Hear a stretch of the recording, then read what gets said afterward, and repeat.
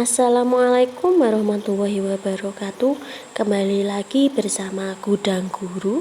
Di sini kita akan belajar bersama tentang materi-materi untuk persiapan diri kita nanti menghadapi seleksi PPG ataupun P3K yang tahap 3 ya. Teman-teman harus tetap semangat, jangan lupa berdoa dan jangan lupa subscribe Gudang Guru.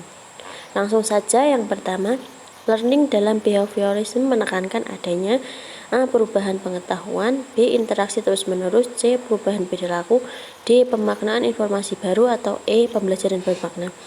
Di sini bisa kita lihat bahwa menurut Gagne, perubahan tingkah laku sebagai hasil dari pengalaman. Learning dalam behaviorism itu artinya menekankan pada perubahan perilaku.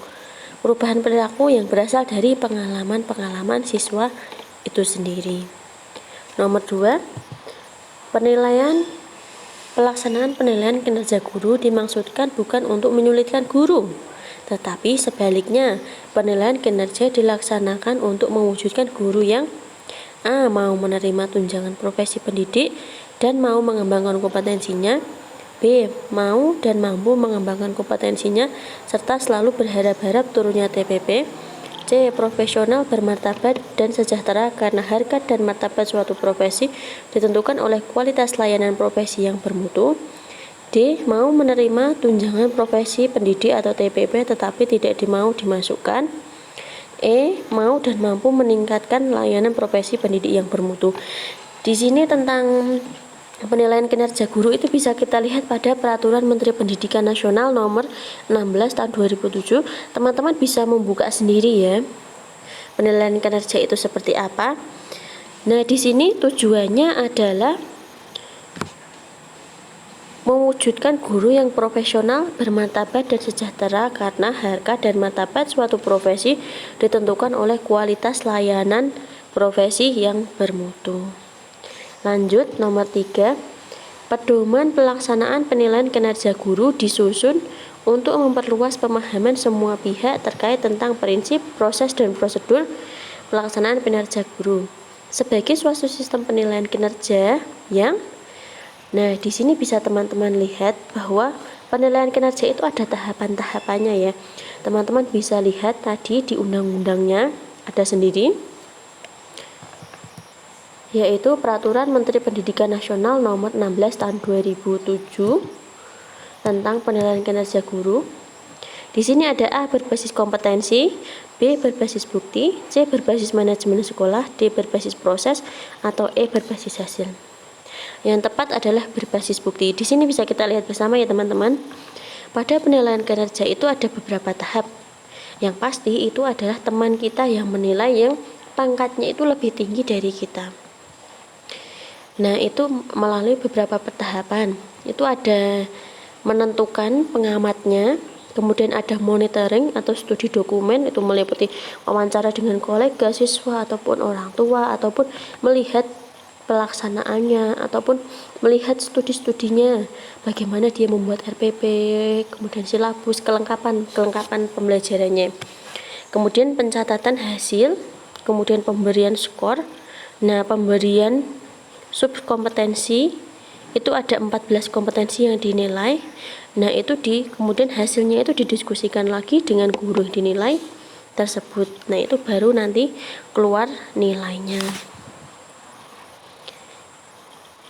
Kita lanjut, nomor 4. Penilaian kinerja guru adalah penilaian yang dilakukan terhadap setiap butir kompetensi kepribadian, pedagogik, sosial, dan profesional guru dalam rangka pembinaan karir, kepangkatan, dan jabatan. B. Setiap butir kompetensi guru dan tambahan guru dalam rangka. Kemudian C. Setiap butir kompetensi guru dalam rangka pembinaan karir, kepangkatan, dan jabatannya. D. Setiap butir kompetensi pedagogik dan profesional guru dalam rangka pembinaan karir, kepangkatan, dan jabatannya. Kemudian yang E. Setiap butir kegiatan tugas utama guru dalam rangka pembinaan karir, kepangkatan, dan jabatannya. Di sini penilaian kinerja itu meliputi apa saja, itu bisa teman-teman lihat di Peraturan Menteri Pendidikan Nasional Nomor 16 Tahun 2007. Nah, itu dilakukan terhadap setiap butir kegiatan tugas utama guru. Yang dinilai itu adalah yang pertama itu tugas utamanya. dalam rangka pembinaan karir, kepangkatan, dan jabatannya. Jadi kalau tugas penunjangnya seperti bendahara, menjadi bendahara, kemudian menjadi kesiswaan ataupun yang lainnya, itu tidak dinilai dalam penilaian kinerja guru. Kita lanjut yang nomor 5. Ekspresi positif seorang guru diwujudkan dalam kehidupan sehari-hari sebagai berikut, kecuali A. Menyayangi peserta didik dalam kebaikan, B. Berdoa setiap mengawali belajar dan berdisiplin, C. Memberikan keteladanan dalam beribadah, D. Marah-marah dan berperilaku kasar terhadap orang lain, atau E. Memberikan senyum, salam, dan sapa. Di sini bisa kita lihat bahwa ada kecualinya ya teman-teman. Yang tidak tepat berarti yang mana? Ya, jawabannya yang tepat adalah D. Marah-marah dan berperilaku kasar terhadap orang lain. Kita lanjut nomor 6.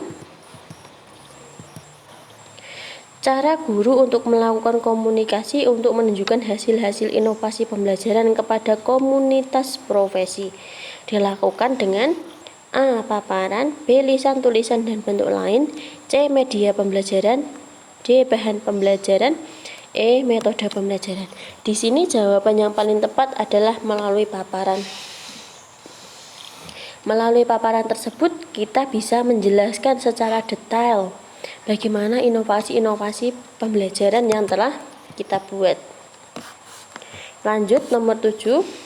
Guru sebagai pendidik profesional mempunyai tugas utama A. Membimbing, mengarahkan, melatih, menilai, mengevaluasi peserta didik pada pendidikan anak usia dini dan seterusnya. B. Mengajar, membimbing, mengarahkan, melatih, menilai, dan mengevaluasi peserta didik pada pendidikan anak usia dini dan seterusnya. C. Mendidik, mengajar, membimbing, mengarahkan, melatih, menilai, dan mengevaluasi peserta didik pada pendidikan anak usia dini dan seterusnya. Mendidik, membimbing, dan mengarahkan, melatih, menilai, dan mengevaluasi peserta didik pada pendidikan anak usia dini dan seterusnya. E. Mendidik, mengajar, membimbing, mengarahkan, melatih peserta didik pada anak usia dini jalur pendidikan formal, dasar, dan seterusnya. Di sini bisa kita lihat tugas utama guru itu ada pada Undang-Undang Nomor 2005 tentang Guru dan Dosen. Undang-Undang Nomor 14 tahun 2005 tentang guru dan dosen. Tugas utamanya adalah mendidik, mengajar, membimbing, melatih, menilai, dan mengevaluasi peserta didik. Lanjut nomor 8. Kompetensi guru yang digunakan sebagai dasar penilaian kinerja guru adalah tugas guru yang terkait dengan tugas pembelajaran, pembinaan, atau tambahan yang relevan dengan fungsi sekolah. Manakah dasar penilaian kinerja guru yang terkait dengan kemampuan mengelola pembelajaran di sekolah, di kelas? Ada kompetensi profesional, sosial, kepribadian, pedagogik, dan inovasi dan kreativitas pembelajaran. Di sini yang paling tepat adalah kompetensi pedagogik. Mari kita lihat bersama ya. Kompetensi dalam penilaian kinerja itu ada 4 kompetensi besar. Ada pedagogik, kepribadian, sosial, dan profesional. Kalau kompetensi pedagogik itu lebih pada kemampuan guru dalam memahami karakteristik peserta didik, kemudian teori belajar dalam mendidik, mengembangkan kurikulum, kegiatan pembelajaran, potensi peserta didik, komunikasi dengan peserta didik, dan penilaian dan evaluasi. Kalau kepribadian itu berkaitan dengan kemampuan suatu pribadi atau suatu guru itu bagaimana dia teladan, kemudian tanggung jawabnya, ya kepribadiannya itu bagaimana. Kemudian sosial itu berkaitan dengan bagaimana guru berinteraksi dengan siswa, dengan orang tua, dan yang lain-lainnya. Kemudian untuk kemampuan profesional itu lebih menekankan pada penguasaan materi, struktur, konsep, pola pikir, ilmuwan yang mendukung mata pelajaran. Nah, itu lebih dalam ya. Kita lanjut nomor 9. Seorang guru mencatat menggunakan informasi tentang karakteristik peserta didik untuk membantu proses pembelajaran. Karakteristik peserta didik meliputi berbagai aspek. Nah, di sini bisa kita lihat karakteristik itu apa saja. Ada aspek fisik, intelektual, sosial emosional, moral, dan latar belakang sosial budaya. Aspek fisik, intelektual, sosial, emosional, personal, latar belakang sosial budaya. C. Aspek fisik, intelektual, sosial, personal, moral, latar belakang sosial budaya. Atau D. Aspek fisik, intelektual, sosial, emosional, moral, dan latar belakang budaya suku. Atau E. Aspek fisik, intelektual, kolegial, moral, dan latar belakang sosial budaya. Di sini yang paling tepat adalah karakteristik peserta didik itu meliputi aspek intelektual, sosial emosional, moral, latar belakang sosial budaya. Jawaban yang tepat adalah yang A. Kita lanjut, ini terakhir ya. Jika Anda melakukan kunjungan kelas dan memperhatikan guru telah memastikan bahwa semua peserta didik mendapatkan kesempatan yang sama untuk berpartisipasi aktif dalam kegiatan pembelajaran, maka guru tersebut perlu diberikan skor maksimal pada indikator. Ini bisa kita lihat pada poin penilaian kinerja tadi ya, ada pada indikator yang mana. Yang pertama, A. Memahami prinsip-prinsip pembelajaran peserta didik. B. Mengenali karakteristik peserta didik. C. Menguasai teori, jadi itu model-model pembelajaran. Kemudian D. Memahami perkembangan remaja. Kemudian E. Pembelajaran yang mendidik. Di sini yang paling tepat adalah mengenali karakteristik peserta didik. Nah, di sini kan tadi pertanyaannya adalah berpartisipasi aktif dalam kegiatan pembelajaran. Jadi guru itu memperhatikan dengan sangat karakteristik peserta didik. Terima kasih teman-teman yang sudah belajar bersama.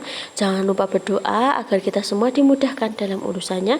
Dan jangan lupa subscribe Gudang Guru dan bisa dilihat di Instagramnya Gudang Guru. Sampai ketemu besok, tetap semangat. Wassalamualaikum warahmatullahi wabarakatuh.